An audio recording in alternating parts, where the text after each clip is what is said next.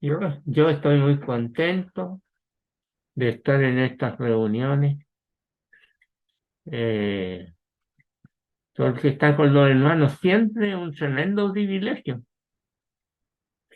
Además, yo que quiero que hagan las tareas, oiga, de leer los capítulos, en realidad, esto de estar aquí a uno lo obliga a leerlo y varias veces.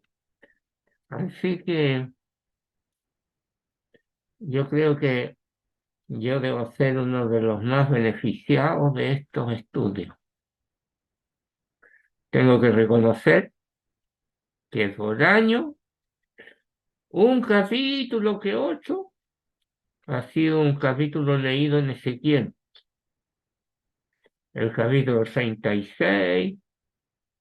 Cuando hay problemas en el mundo, estoy leyendo el 38 por ahí, más o menos, lo que tiene que ver con la profecía de los reinos. Y la verdad, es que ni ese más conocido que el 28, que tiene que ver con Satanás, ni ese lo he leído harto, lo he leído poco. Entonces, yo sentía y siento, cada vez siento menos, que cuando me muera me voy a ver, me voy a encontrar con Ezequiel y me va a preguntar, oiga, ¿y leíste mi libro? Y yo le voy a tener que decir, mira, que aparte de un comentario así del pan de vida, nada más, pues, qué terrible. Entonces, ahora yo estoy leyendo, ya llegamos, por lo menos yo, hasta el capítulo 10, y yo ya siento que sé lo que escribió, aunque me falta del 12 para adelante, me falta mucho, pero tengo la impresión que por lo menos con los primeros 10 capítulos yo tengo bastante entendido de lo que le tocó hablar a Ezequiel. Bueno, donde estamos leyendo capítulo 8 al 11, cuatro capítulos, 8, 9, 10 y 11. Estos cuatro capítulos son la segunda visión de Ezequiel. La primera visión son tres capítulos del 1 al 3. O sea, quedan cuatro capítulos, el 4, el 5, el 6 y el 7, que no son visión, son otra cosa. Hay dos capítulos ahí, el 4 y el 5, que son señales. Y el 6 y el 7 son discursos, mensajes, como los que hacía Jeremías, como los que han hecho todos los profetas. Pero eso es una parte del medio de esto que estamos estudiando. Y por supuesto la curiosidad de entender las visiones es lo que hace que uno quiera pasar de la visión uno a la visión 2 sin pasar incluso por el medio. Al llegar al capítulo 10, vamos a poner un título, pero en realidad deberían ser dos temas grandes. Uno, el varón de lino, y el otro, que es el que vamos a abordar ahora, que es la ida, el abandono que Jehová hace de su templo. Se va. En el 10 se va. En el capítulo 10 se va. En el 8 comienza a decir las razones. En el 9 aumentan las razones. En el 10 empieza a argumentar lo que significa que Jehová se vaya del templo. Voy a adelantar algo que para que nosotros ojalá lo entendiéramos, yo lo entendiera un poquito. ¿Qué pasaría si Cristo, nuestro Señor, que está con nosotros y en nosotros y para nosotros y por nosotros, se fuera de nosotros, pero 100%, nos quedaríamos ahora sí desamparados totales. Bueno, eso es lo que le va a pasar a Israel. Con la ida del abandono de su gloria del templo, quedará abandonado. Yo creo que es muy necesario continuar meditando en la gravedad de la situación y la seriedad de las razones por qué se va a Dios. Porque uno entiende a Dios después que entiende su palabra. Si no, cuesta mucho. Con esto de la Segunda Guerra Mundial y los judíos, uno se da cuenta de la masacre de los alemanes, pero no se da cuenta quizá la razón por qué, la verdadera razón, pues no le vamos a preguntar a la historia humana que cuente la razón, porque ellos no tienen ni idea de lo que estamos hablando. Pero la razón por qué ellos, o Dios permitió que su pueblo sufriera eso que sufrió ahí y lo que ha sufrido desde hace muchísimo tiempo. Y cuando uno se da cuenta de lo que Dios dice en su palabra acerca de ese pueblo, uno llega a entender algo de las razones por qué Jehová abandonó el templo. El templo lo abandona aquí, en el capítulo 10 de Ezequiel, ahí se va. Y vuelve en el 43.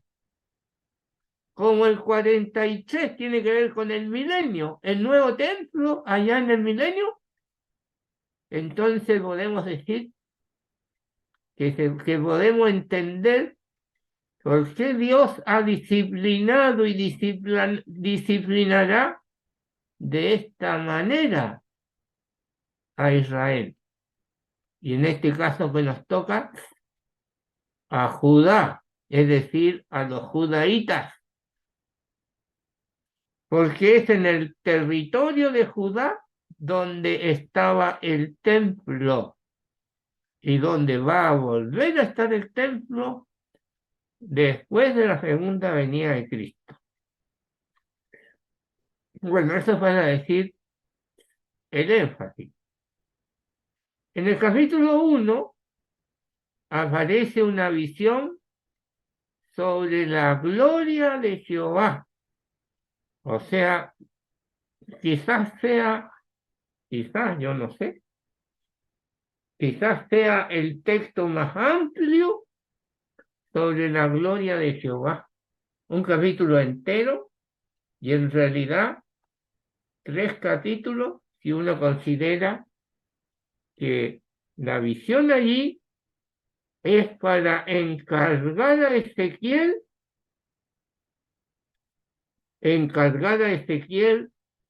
su ministerio. Lo llama para hacer una atalaya, o sea, un centinela, uno que advierte al pueblo del peligro y de las razones del peligro. O sea, no es solamente decir el juicio viene, sino que él tiene que hacer un trabajo de advertir cuál atalaya, las razones y digamos uno por uno, digamos todo el pueblo, en realidad tan persistentemente que cada uno llegue a saber su situación. Los que estaban bien y los que estaban mal. Los que eran justos siempre corren el peligro de abandonar la justicia y los que eran impíos tienen la posibilidad de abandonar la impiedad y evitar el castigo. Eso es Ezequiel. Ezequiel está ministrando en Babilonia.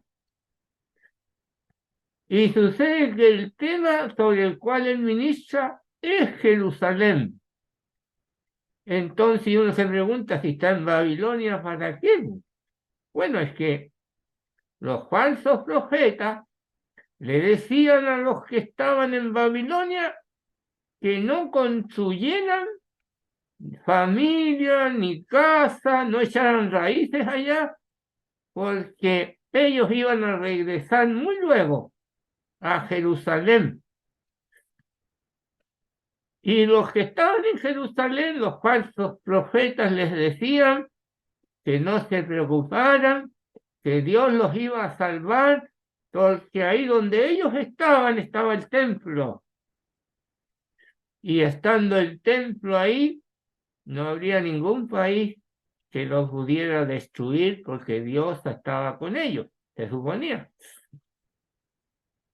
Y sucede que el profeta Jeremías, que estaba en Jerusalén, tenía que advertir que el hecho de la presencia del templo no aseguraba que ellos tuvieran una defensa absoluta de su templo. Dependían en realidad de que ellos se volvieran a Dios y abandonaran sus pecados. Eso es Jeremías. Y sucede que cuando estamos allá en Babilonia, Ezequiel, que habla del mismo templo, ellos tenían que conocer que ese templo iba a ser destruido y que ellos no tenían que poner los ojos en ese templo hasta después de 70 años. Tenía que cumplirse ese largo periodo de 70 años. Entonces, los dos lugares tienen que oír sobre Jerusalén, solamente que de distintas perspectivas, de distintas situaciones. Ya, ahora vamos a decir que los dos temas principales de este capítulo 10 tienen que ver, el primero, con la salida, la ida, el abandono que Dios hace de Jerusalén, y el segundo, acerca del hombre o del varón vestido de lino, que tiene una segunda obra en este capítulo. La primera ya estuvo en el capítulo 9 y ahora tiene una segunda obra. La del capítulo 9 es de salvación, la del capítulo 10 del varón de lino es de juicio. Y ambas dos son muy, muy, muy importantes. Pero yo no sé si vamos a ver las dos cosas hoy día. En realidad quiero centrarme en el hecho de que Dios abandona el templo de Jerusalén y se fue y dejó a Israel en juicio. Ya, vamos a leer el versículo 15. Después vamos a leer un poquito más otras cosas seguramente. Capítulo 10, versículo 15. Seguramente mañana, el próximo martes, Dios mediante, veremos lo del varón de lino, a menos que hoy día se nos haga corto el mensaje y lo vemos ahora mismo. Pero, en principio, capítulo 10, versículo 15, dice así: y se levantaron los querubines. Este es el ser viviente que vive en el río Quebar, esto es en Babilonia. Y cuando andaban los querubines, andaban las ruedas junto con ellos. Y cuando los querubines alzaban sus alas para levantarse de la tierra, las ruedas tampoco se apartaban de ellos. Cuando se paraban ellos, se paraban ellas. Cuando se paraban los querubines, se paraban las ruedas. Y cuando ellos se alzaban con ellos, porque el espíritu de los seres vivientes estaba en ella. Entonces la gloria de Jehová, aquí está lo que hay que subrayar. Entonces la gloria de Jehová se elevó de encima del umbral de la casa y se puso sobre los querubines. Y alzando los querubines sus alas, se levantaron de la tierra delante de mis ojos. Y cuando ellos salieron, también las ruedas se alzaron al lado de ellos y se pararon a la entrada de la puerta oriental de la casa de Jehová. Y la gloria del Dios de Israel estaba por encima de ellos. Esta historia continúa, pero es necesario ir al final del capítulo 11 porque hay una interrupción.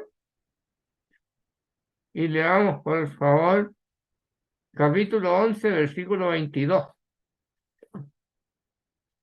Después alzaron los querubines sus alas y las ruedas en pos de ellos. Y la gloria del Dios de Israel estaba sobre ellos. Y la gloria de Jehová se elevó de en medio de la ciudad y se puso sobre el monte que está al oriente de la ciudad. Salió de la ciudad. Y entonces la gloria de Jehová se fue hacia el oriente y se estacionó, se detuvo en el monte de los olivos, fuera de la ciudad. Cruzó el Cedrón y llegó al monte de los olivos y ahí se detuvo. Y dice, luego me levantó el espíritu y me volvió a llevar en visión del Espíritu de Dios a la tierra de los caldeos. Hasta ahí terminó la visión. Y Ezequiel, que había sido traído en visión, no físicamente, sino en visión, que había sido traído desde los caldeos, desde Babilonia hasta Jerusalén, cuando él ya ve que la gloria de Dios ha abandonado Jerusalén y ahora se estaciona en el monte de los olivos, entonces ahí termina la visión y el Espíritu de Dios toma a Ezequiel y lo vuelve en visión a donde estaba físicamente, que era allá en Babilonia.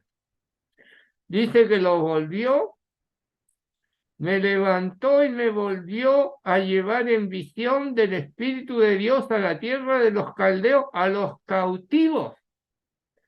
Y se fue de mí la visión que había visto. Se terminó la visión, no vio más. Ahora uno se pregunta, ¿por qué la visión? Bueno, en realidad, ¿por qué se detuvo en el monte de los olivos?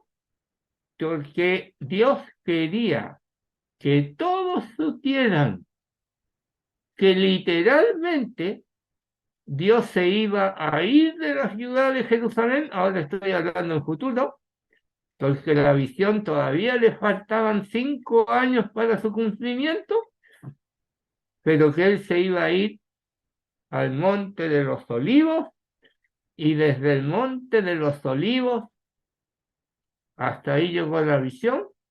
Se entiende que iba a desaparecer y se iba a ir definitivamente cuando el capítulo 40 retorna a Jerusalén y al templo nuevo que va a estar construido en el milenio.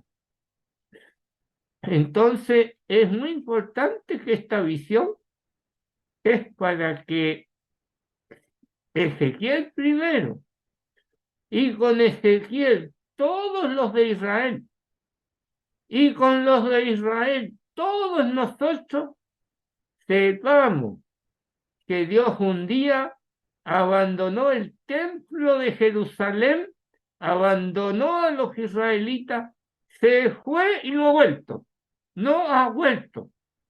Por eso ese pueblo hasta el día de hoy, está desamparado de Dios, en un sentido, porque estamos claros que la preservación de ese pueblo está asegurada, pero todas las calamidades y juicios y disciplinas que ha tenido y va a tener se debe a este hecho trascendental de que un día Dios abandonó a su pueblo y se fue de su templo, se fue de su templo. Gracias a Dios, bendito Dios del cielo, que a nosotros, por la gracia infinita de Dios, Dios no se va de nosotros, no se va. No quiere decir que nosotros no hayamos hecho cosas que han merecido que Dios nos deje votados, pero Él se comprometió con nosotros de que Él estaría con nosotros todos los días hasta el fin del siglo y que Él no nos dejaría a nosotros votados. ¡Qué maravilla, qué diferencia! La gracia de Dios ha venido, la verdad y la gracia ha venido por Jesucristo. Entonces lo que ellos tenían como una cosa todavía no completa, nosotros la tenemos completa. Ellos la van a tener completa en la segunda venida, cuando Dios establezca su reino milenario y el nuevo pacto, ese pacto eterno, ellos lo vuelvan, lo tengan otra vez presente y esta vez sí sean participantes de las bendiciones todas del nuevo pacto que habló Jeremías, y que en el capítulo 36, incluso aquí en el capítulo 11, habla Ezequiel. Ya hermano, creo que ya dije por lo menos la pauta. Ahora leamos nuevamente. Dice así, versículo 15. Se levantaron los querubines. Antes de eso, había dicho que los querubines se podían levantar, podían bajar. Cuando subían los querubines, subían las ruedas. Cuando se detenían los querubines, se detenían ellos, se detenían las ruedas. Había una unidad espectacular entre los querubines y las ruedas. Y entonces, solamente que aquí se está diciendo que se levantaron los querubines. O sea, esta vez es el hecho concreto que se está profetizando, el hecho concreto del momento cuando los querubines se levantan y se llevan la gloria de Dios, y esto va a ir fuera de Jerusalén finalmente. Los querubines y las ruedas, algunos le llaman el trono carroza. Bueno, digámoslo así, a mí no me gusta mucho el trono carroza, pero sí sé que es la carroza que lleva el trono. Lo que se transporta en esta carroza es el trono de Jehová. Eso es lo que es trasladado en esta carroza de querubines y ruedas. Las ruedas serían aquello que nos dice que hay movimiento desde la tierra. En la tierra se mueven las ruedas. Más arriba de la tierra los querubines se mueven por sus alas y tienen piernas de hombre. Entonces, lo curioso es que eso puede ir a la velocidad de un rayo con el sonido de un trueno y sin embargo, para que Ezequiel pueda verlo, la salida es muy lenta y estamos muy cortos. Entonces lo que está procurando es que Ezequiel tome nota piense, tenga tiempo, no vea a la ligera, sino que observe, mire, contemple, piense, crea, se asombre. Lo que él está permitiendo que Ezequiel vea es una salida lenta, demasiado lenta y demasiado corta, porque ustedes imaginarán que salir del templo en Jerusalén a ir al monte de los Olivos es una cosa que para Dios es una distancia muy, muy corta. Para el ser humano que anda a pie se puede demorar su tiempo, sus horas, qué sé yo, no tengo la noción de lo que estoy hablando. Pero para Dios eso, imagínese con la velocidad de un relámpago que es Dios, eso no dura nada, o eso es la nada misma. Sin embargo, Dios lo hace todo de manera muy lenta para que usted y yo pensemos lo que está sucediendo. Ahora, los detalles que hay sobre la gravedad de la situación también es lento porque Dios ha hablado muchísimo sobre las razones de esta ida. Si uno yo leía los autores antiguos, esos que fueron la primera vez que leí, hablaban de la partida de la gloria Shekinah. ¿Y qué decían ellos? Que era la gloria Shekinah. Sí, la gloria Shekinah es la luz refulgente de Dios, el esplendor de Dios.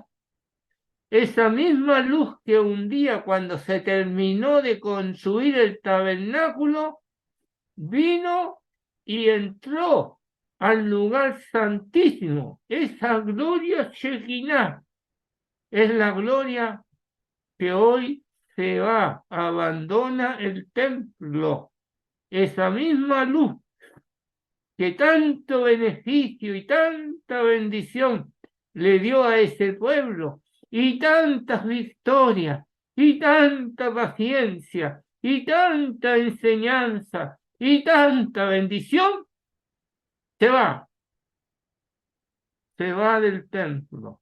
Por eso decimos que nosotros no nos podemos entender sobre una cosa que ahora no existe, que los israelitas no están disfrutando y que lo único parecido y mucho mejor incluso es la bendición inmensa que tenemos nosotros los creyentes del tiempo presente por el hecho de que Cristo ha venido y por el valor infinito de su sangre, de su obra de la cruz, nosotros lo hemos recibido y para nosotros es una bendición presente y una esperanza de gloria. O sea, para nosotros bendición tras bendición, si hemos recibido a Cristo, nosotros tenemos una bendición que no nos abandona ni nos abandonará. Él prometió eso para nosotros. No lo tenía prometido eso para Israel. Lo que Dios prometió para Israel es que Israel sí o sí tenía un pacto perpetuo, inamovible, pero no quiere decir que ese pueblo iba a tener bendiciones ininterrumpidas en su territorio durante todo el tiempo. Dependía, esa parte, dependía de que ellos se sujetaran a la ley de Jehová. Ya, espero que con eso quedemos algo enterado. Dice el versículo 16, 15, se levantaron los querubines. Este es el ser viviente que vi en el río Quebar, en el capítulo 1.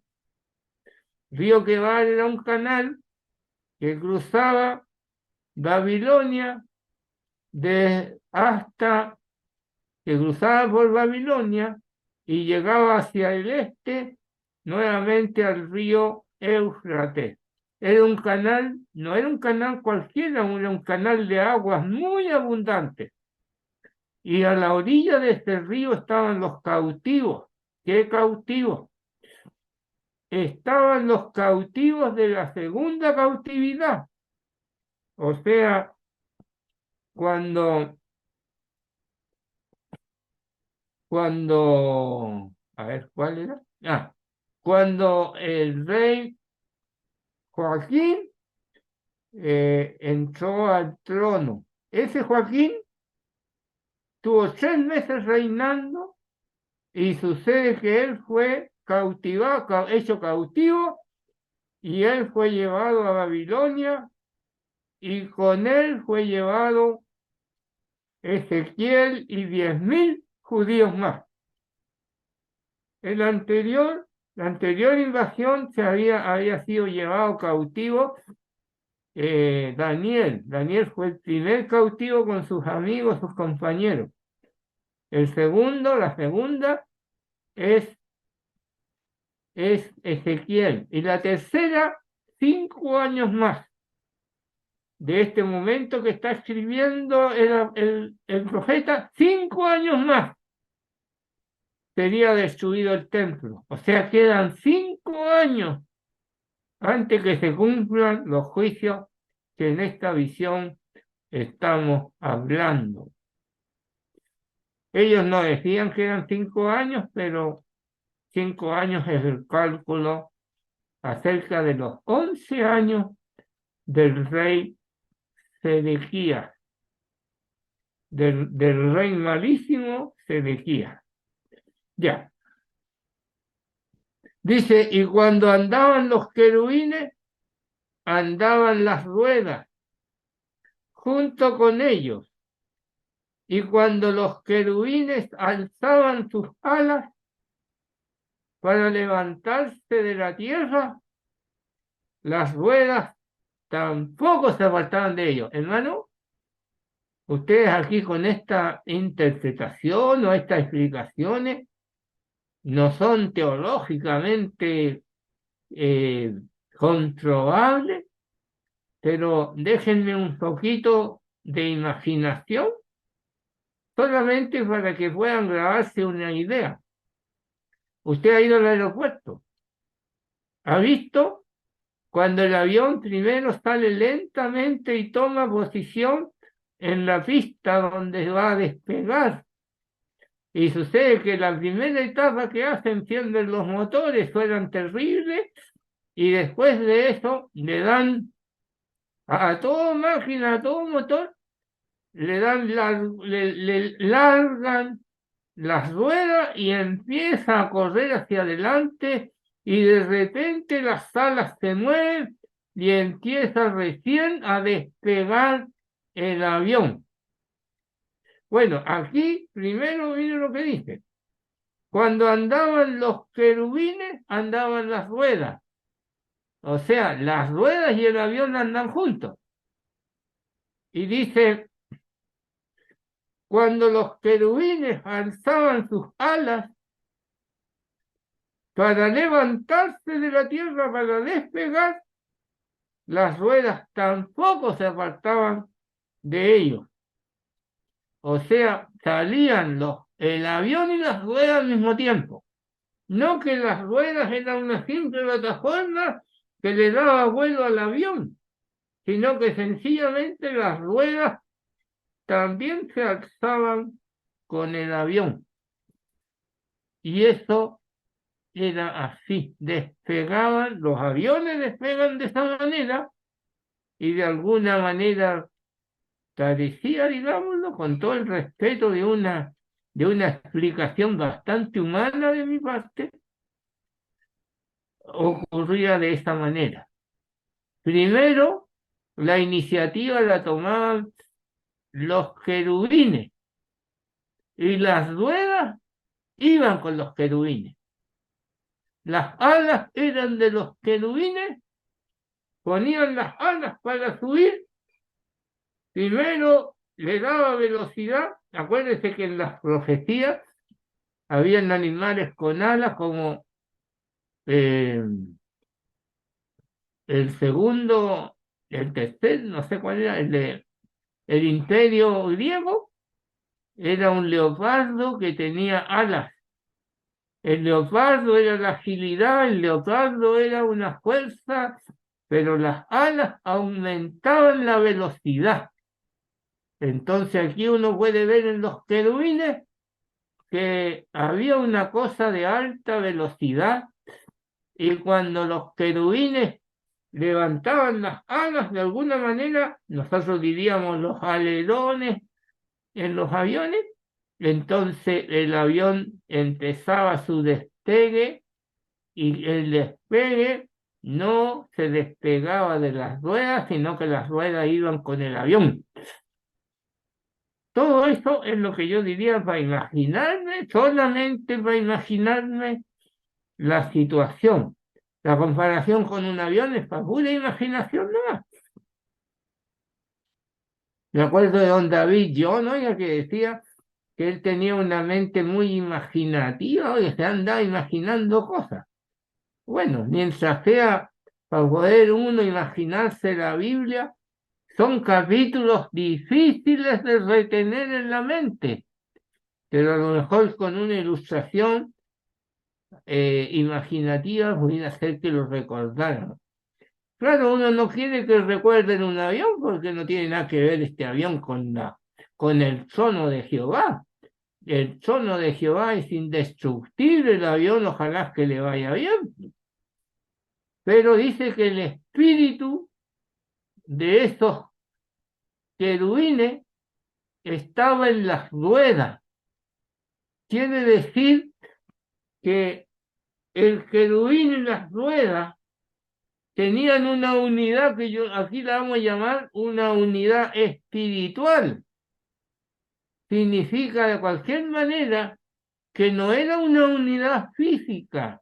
Las ruedas eran las ruedas, los querubines eran los querubines tenían pierna y tenían pie. Pero la rueda estaba unida espiritualmente con los querubines. Cada querubín una rueda, cada rueda dos ruedas. O sea, eso es lo que aparece en esta visión. ¿Y para qué? Porque aseguraba que el querubín y las ruedas eran el transporte del trono de Dios, el transporte. No eran el trono de Dios, pero era la carroza, el vehículo que transportaba el reino de Dios. Muéstrame otra literatura que me gustaría saber donde esta información aparezca. Yo, la primera que tengo noción de esto que estamos viendo. Lo otro que habría siempre en la escritura era que el arca ¿cómo se llama? Con el propiciatorio y los querubines de oro eran llevados por los sacerdotes y los levitas, y para eso tenían a los lados del arca del pacto, tenían unas argollas, y en las argollas tenían unas barras que cruzaban a lo largo, que era donde estos transportistas las tomaban con las manos y llevaban el arca a través del desierto. Y tenían las varas porque ellos no podían tocar, aunque fueran sacerdotes, no podían tocar en el trayecto, no podían tocar el arca. Y cuando se detenían, sucede que las varas no las podían sacar, tenían que quedar ahí para que a nadie se le ocurriera jamás tocar con la mano el arca. Cuando uno la tocó con la mano, porque la llevaron en un carro con dos bueyes, cuando a uno la sujetó, aunque fuera una acción noble, por el hecho de haber tocado el arca, murió instantáneamente, porque no le correspondía al hombre tocar el arca. Cubrir el arca sí, las tablas fueron colocadas, la gloria de Jehová llegó y entró, y nunca más podía eso ser tratado con las manos del pecador, del ser humano. Así quedó este tema ahí. Entonces ahora no son las barras, ahora son los querubines, son las ruedas. El Espíritu de Dios estaba en las ruedas y esto lo está haciendo sin ninguna intervención humana. Lo está haciendo Dios con sus propios medios. La carroza que lleva el trono está a la vista de nosotros aquí, en movimiento. Antes estaba diciendo que se movía, pero no se movió. Entonces ahora dice, versículo 17, cuando se paraban ellos, es decir, cuando se paraban los querubines, se paraban ellas, las ruedas. Y cuando ellos se alzaban con ellos, porque el espíritu de los seres vivientes estaba en ellas. Sucede que los querubines van a salir de dentro del trono, o sea, de dentro, perdón, del templo, van a ir a la puerta del templo, ahí va a abordar la gloria Shekinah, y la gloria Shekinah en el trono que era transportado por los querubines, iba a ser llevado a la puerta del templo, quiere decir a la puerta más exterior, y de ahí se iba a levantar e iba a salir por la ciudad e iba a ir al monte de los olivos y ahí se iba a detener, según los principios que hemos hablado en este momento. Y detenido ahí, iba a terminar la profecía. Se entiende que de ahí el trono, la carroza con el trono, se irían de la vista del profeta y de la vista de todos, y uno diría que iría al cielo. ¿Por qué decimos que iría al cielo? Porque el trono se vuelve a ver nuevamente en Apocalipsis capítulo 4, y después la venida del Señor en Apocalipsis 19, y esa vez cuando el Señor vuelve al monte de los olivos, al último lugar donde se vio la gloria de Dios. Si usted me dice que la gloria de Dios se vio en Jesucristo, y tiene usted toda la razón, pero eso fue un tratamiento especial que no tiene que ver con la gloria Shekinah. El Jesucristo es la gloria Shekinah sin duda, pero no tiene que ver con el cumplimiento de la profecía de Ezequiel, sino que de alguna manera muy especial vino en el Hijo. Bueno, no es casualidad que el Hijo de Dios, cuando se va de este mundo, se va desde el monte de los olivos. Allí fue el último lugar en que los seres humanos lo vieron mientras él estuvo en la tierra. Ahí se fue. Y va a volver la segunda vez cuando todo ojo le verá y los que les traspasaron y todas las tribus harán lamentación por él. La segunda venida de nuestro Señor Jesucristo. Nadie piense que uno tenga que incluir en estos temas el arrebatamiento de la iglesia, porque esa es una obra que no estaba en el Antiguo Testamento, es una obra totalmente nueva y es un misterio.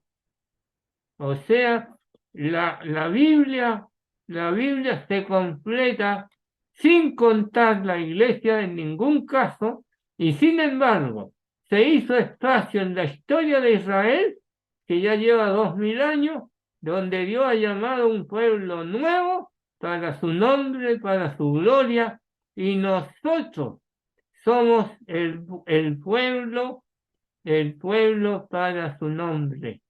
Hermano, todo lo que he dicho me quedó un montón que decir, pero no estoy apurado por una razón, porque estos temas no los habla nadie en nuestra asamblea y no quiero que yo quiero que usted se quede con algo que ojalá no se olvide más, que hay una gloria que abandonó el templo de Jerusalén y no volverá, sino hasta la segunda venida de Cristo.